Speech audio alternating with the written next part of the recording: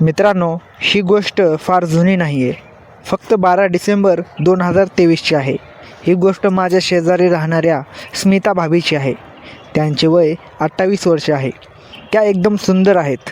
त्यांचे पती बाहेर राहतात आणि महिन्यात 1-2 वेळा येतात. ते सुद्धा फक्त त्यांच्या गरजेसाठी. भाभी भाड्याच्या घरात राहतात. त्यांची आर्थिक स्थिती फारशी चांगली नाही आहे, म्हणून त्या शिवण मशीन चालवून काही खर्च काढतात. त्या एकदम कयामतसारख्या आहेत. मित्रांनो, माझा कपड्याचा व्यवसाय आहे आणि शेजारी राहण्यामुळे माझी स्मिता भाभीशी ओळख आहे. आमची नेहमी इंस्टाग्रामवर बोलणी होत असे. हळूहळू हे बोलणे भावनिक होऊ लागले. मी भाभींना त्यांच्याबद्दल, त्यांच्या पतीबद्दल सर्व काही विचारले होते. एक दिवस जेव्हा माझ्या घरी कोणी नव्हते, त्याचवेळी भाभी काही कपडे घेण्यासाठी माझ्या दुकानात आल्या. मला वाटले की हा मनातलं बोलण्यासाठी योग्य वेळ आहे. मी धैर्य करून त्यांना पकडले. त्या कसमसून स्वतःला सोडू लागल्या. मी त्यांना पापी देण्याचा प्रयत्न केला, पण त्या घाबरून सोडून वेगळा होण्याचा प्रयत्न करू लागल्या. भाभी म्हणाल्या, कोणी बघेल, हे सर्व चुकीचं आहे. मी अशी नाही हे म्हणून भाभी पळून गेल्या. तरी मित्रांनो, जसे सर्व जाणतात की जर कोणी मुलगी म्हणेल की कोणी बघेल, तर याचा सरळ अर्थ असतो की ती तयार आहे. फक्त थोडा नखरा दाखवेल. तुम्हाला प्रयत्न करत राहावं लागेल. पण त्या दिवशी माझी तर फाटली होती. नंतर इंस्टाग्रामवर बोलणे झाले. भाभी म्हणाल्या, हे सर्वच चुकीचे आहे. मी असे करू शकत नाही. मला पती आहे. मी स्पष्टपणे सांगितले, मला सुंदर वेळेचा अनुभव द्यायचा आहे. मला जास्त शिकवू नका. फक्त हे सांगा की देताल की नाही.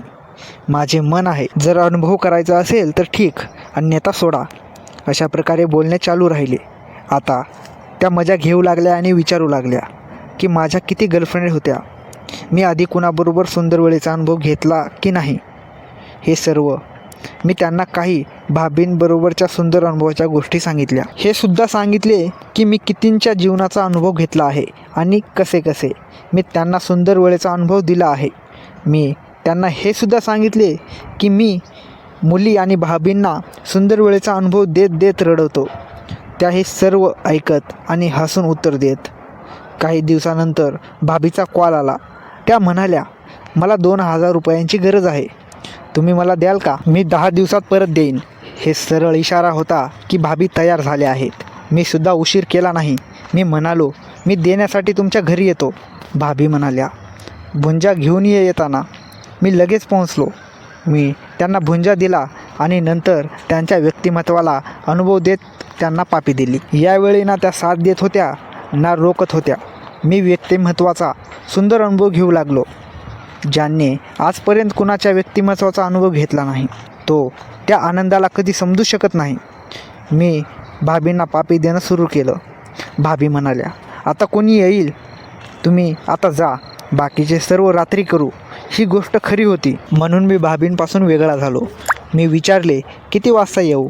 त्यांनी सांगितले, रात्री 8 वाजता या. मी त्यांना पापी देऊन खुश होऊन निघालो. संध्याकाळी मी भाभींना फोनवर बोललो आणि म्हणालो, मैदान स्वच्छ ठेवा. त्या हसल्या.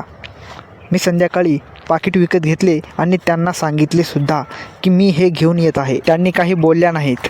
मी उतावळेपणाने रात्री 8 वाजताची वाट पाहू लागलो.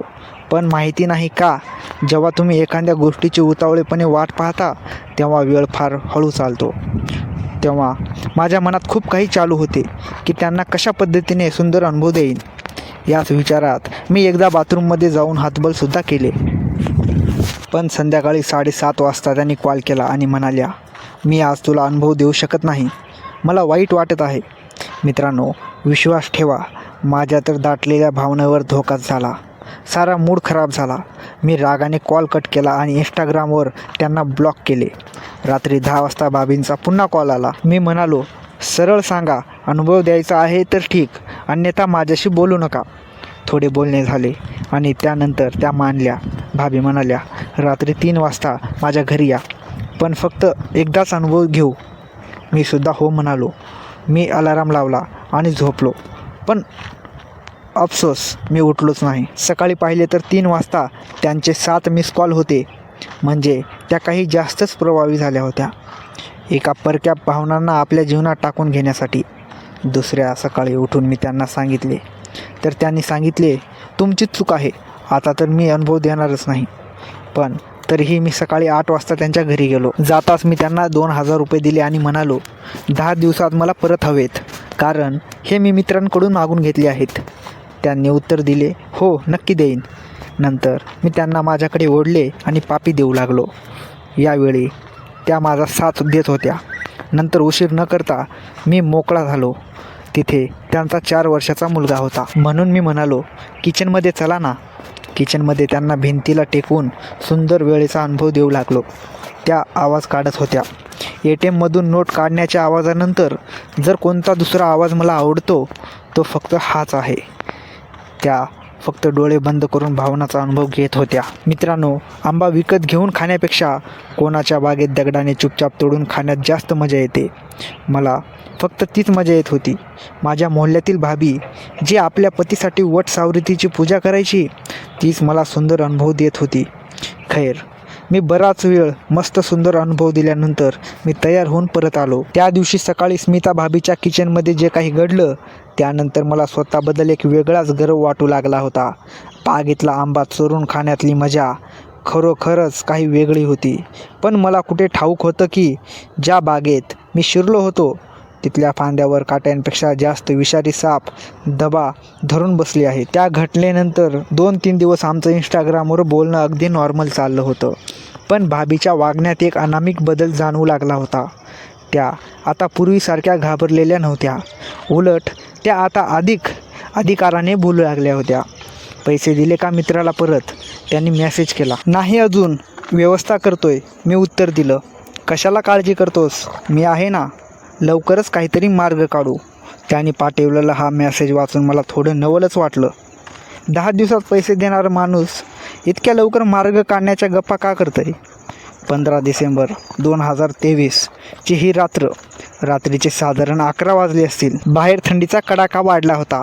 अचानक माझ्या फोनवर स्मिता भाभीचा व्हिडिओ कॉल आला. मी गडबडून फोन उचलला. स्क्रीनवर भाभी दिसत होत्या, पण त्यांच्या चेहऱ्यावर मगाशी असलेला तो मोहकपणा गायब होता. त्या रडत होत्या. काय झालं भाभी इतक्या रात्री? मी विचारलं. तो आलाय, त्याला सगळं कळालंय. त्या कुजबुजल्या. माझ्या काळजाचा ठोका चुकला. कोण? तुमचे पती? हो, ते अचानक आले. त्यांनी माझं शिवणकाम बघताना कपाटातले ते 2,000 रुपये बघितले. मी त्यांना सांगितलं की हे पैसे मी उसनावर घेतलेत. पण त्यांना संशय आलाय. त्यांनी माझा फोन चेक केला, पण मी चॅट डिलीट केली होती. तरीही ते रागाच्या भरात घराबाहेर गेलेत. कुणाला तरी बोलायला.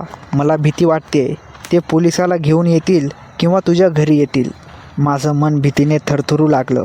ज्याला मी एक सुंदर अनुभव समजत होतो ते आता माझ्या आयुष्यातला सर्वात मोठा सीन बनणार होता. मी घाईघाईत विचारलं, आता काय करायचं आहे? तू आत्ताच्या आत्ता मागच्या दरवाजाने माझ्या घरी ये. ते गॅरेजवर गेले असतील असं वाटतंय. आपल्याला काहीतरी पुरावा नष्ट करावा लागेल, नाहीतर आपण दोघंही संपू, भाभीने सांगितलं आणि फोन कट केला.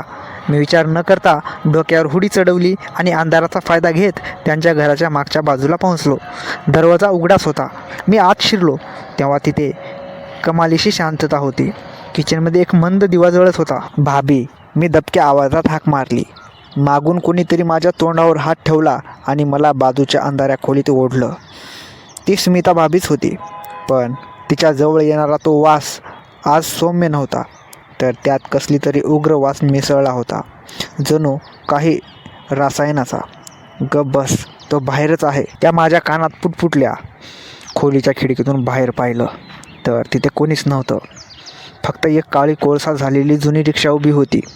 भाभी, कुठे आहेत तुमचे मिस्टर? मी विचारलं.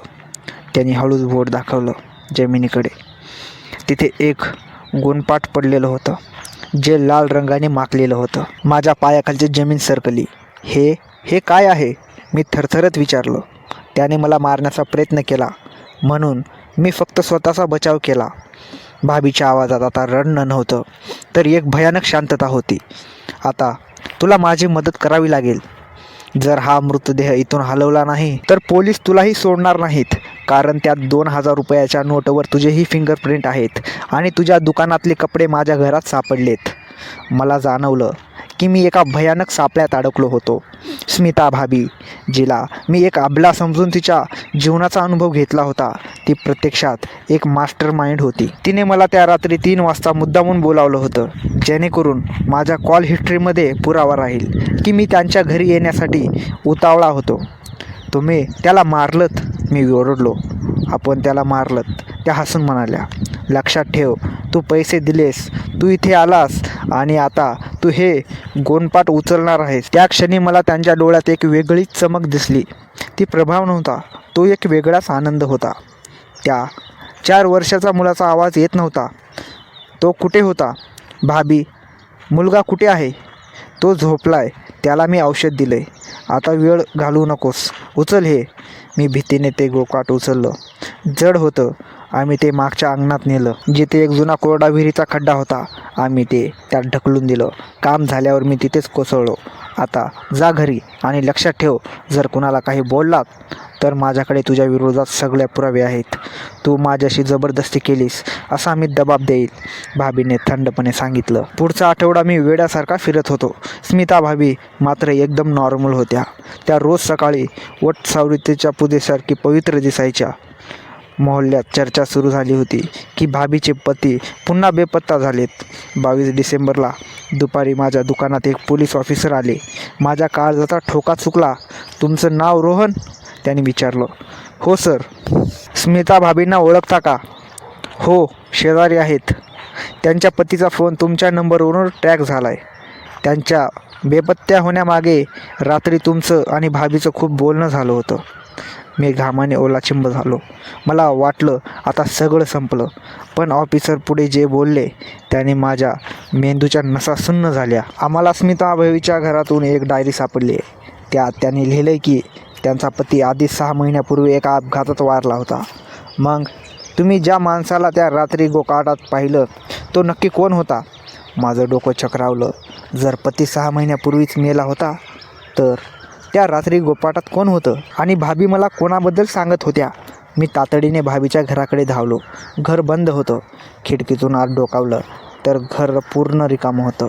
तिथे फक्त एक आरसा होता, ज्यावर लिपस्टिकने लिहिलं होतं, आंबा चोरून खाण्यात मजा येते ना, मग आता चोरीची शिक्षा भोगायला तयार राहा. विहिरीत जे होतं तो तो तो नव्हता. तो तुझाच मित्र होता, ज्याच्याकडून तू 2000 रुपये उधार घेतले होतेस. त्याने तुला इथे शोधत येताना पाहिलं होतं, म्हणून मला त्याला संपवावं लागलं. Thanks for the help partner. माझ्या पायाखालची जमीन हादरली.